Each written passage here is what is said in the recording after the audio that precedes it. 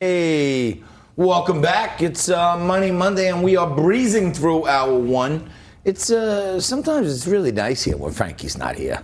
You know, I had to start the show because Frankie couldn't answer the bell this morning after his big bachelor party soiree last night, and we had to make an emergency call. We had to go to the bullpen for our top reliever, and Rich Valdez, regular contributor to Liquid Lunch, joins me today in the Morano seat.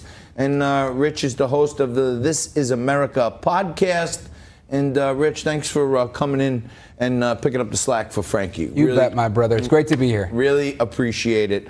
The Dow is down 170 as we speak. Bitcoin down 130. And the president is tweeting like mad about how the U.S. dollar is so strong right now. And the fact of the matter is, this might sound crazy to you at home, but a strong U.S. dollar is actually hurtful to U.S. exporters. And to tell us all about this and what your alternatives are is Deric Scott, joins us via Skype. Deric is the vice president at metals.com. Deric, thanks for being on with us again. And what does a strong dollar mean for gold? Well, the unique thing about gold is that it is valued in just about every currency on earth. Right. So you can look at Australian dollars, Swiss francs, British pounds, euros. And what you see right now is that gold is positive plus 10% or more across all major currencies around the world. So when we see a strong dollar, right, that is, as you said, really bad for our trade partners because it becomes very expensive to do business with us. However, when you also see a strong dollar, you typically tend to see gold go down, right, because it takes less dollars to buy that same 1 ounce of gold. But since the beginning of the year, gold's up more than 16.5%, just under 17, in fact. What that shows is that there is a strong bull rally case for gold because a strong dollar isn't good for the global economy. We've been in a long economic period of expansion. Many are already feeling the pains of contraction around the world. And as we continue to see that, the United States is going to have to start taking some drastic measures, whether that's lowering interest rates, negative interest rates like the Fed is expected to do tomorrow, or even more drastic measures like quantitative easing, which is something nobody wants to see. Now, Deric, based on what you just said, is the U.S. dollar likely to be devalued as a result?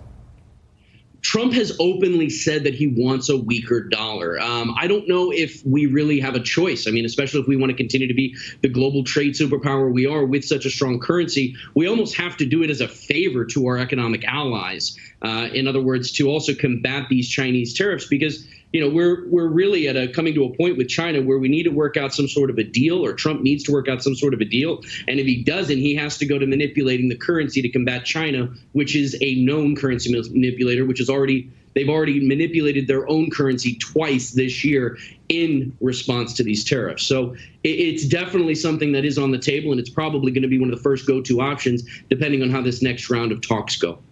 Hey, Deric, I know here in America we have this expanding and exploding debt, and a lot of our debt is held by China.